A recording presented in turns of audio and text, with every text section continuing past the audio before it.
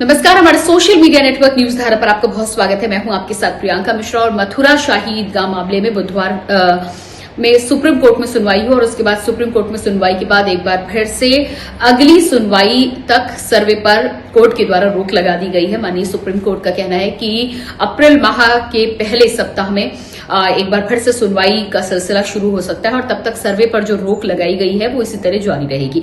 आपको बता दें कि दरअसल 2020 से इस मामले में पहली याचिका दायर करने के बाद ये मामला चल रहा है और 2020 से लगातार 14 दिसंबर 2023 को हाईकोर्ट ने सर्वे के आदेश दिए थे, जिसके बाद 14 जनवरी को सुप्रीम कोर्ट के द्वारा दायर याचिका की सुनवाई करते हुए सर्वे पर रोक लगा दी गई थी। तब से सर्वे पर रोक जारी है।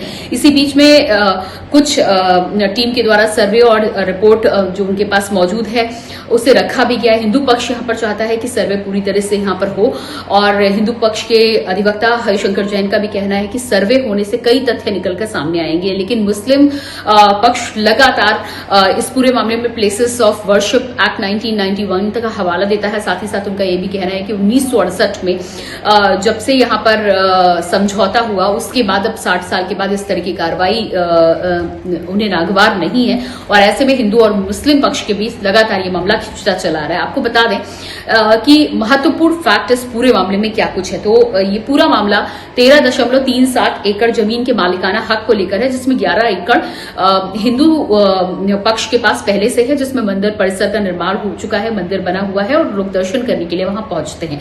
लेकिन इसमें 2.37 एकड़ ऐसा हिस्सा है जिसमें शाही जामा मस्जिद बना हुआ है और औरंगजेब के समय में 1670 में इस मस्जिद का निर्माण कराया गया था। जिसके बाद बड़ी दिलचस्प बात यहां पर यह भी है कि 1944 में उद्योगपति जुगल किशोर बिरला ने पूरी जमीन खरीद ली थी। पूरी मतलब 13.37 एकड़ जमीन यहां पर खरीद ली गई थी और जिसके बाद 51 में इसी ट्रस्ट के द्वारा मंदिर का पूरी तरह से नया रूप से निर्माण कराया गया और जो इस समय हम मंदिर का प्रारूप देखते हैं वो 1951 के निर्माण के बाद तैयार उसी मंदिर का प्रारूप है। वही मंदिर है जहां हम दर्शन करने के लिए पहुंचते हैं। तो कुल मिलाकर ट्रस्ट के निर्माण के बाद में 1968 से पहले एक संस्था बनी जिसका नाम रखा गया श्री कृष्ण जन्म संस्थान और इस संस्थान में उस समय जो भी लोग मौजूद थे उनका मुस्लिम पक्ष के साथ माना जाता है ये समझौता हुआ और मंदिर को जो 2.37 एकड़ में जो जगह है उस मंदिर पर वहीं जैसा के तैसा रहने को लेकर समझौता हो जाता है। लेकिन बड़ी बात यहां पर यह है कि इस समझौते में ना तो कोर्ट का कोई आदेश है ना कोर्ट के द्वारा यहां पर समझौता किया गया।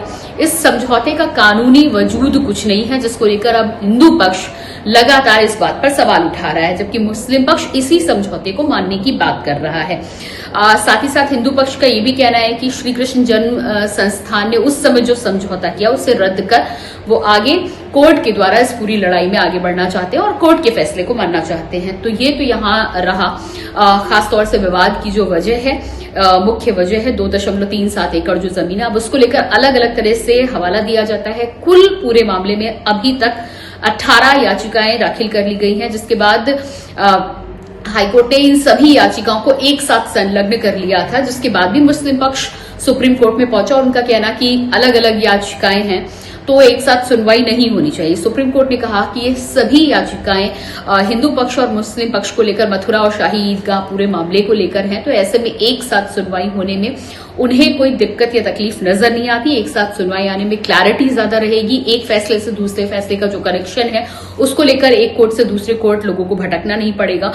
इसलिए सभी मामले एक साथ 18 की 18 याचिकाएं संलग्न कर दी गई। अब देखना ये होगा कि कोर्ट का अगला आदेश ये है कि अप्रैल के पहले माह से इस मामले की सुनवाई हो सकती है। अब सुनवाई में क्या कुछ निकलकर सामने आएगा, क्या सुप्रीम कोर्ट एक बार फिर से सर्वे का आदेश देता है या फिर इसमें कई और पक्षों पर भी विचार विमर्श किया जाएगा, इसको अभी जानना और देखना बाकी है। लेकिन कुल मिलाकर ये पूरा मामला जो लंबे समय से खिंचा रहा है, देखना ही होगा कि अयोध्या और ज्ञान व्यापी की तरह ही इसमें और कितना वक्त लगता है और मामला किसके पक्ष में जाता है और ऊंट किस करवट बैठता है।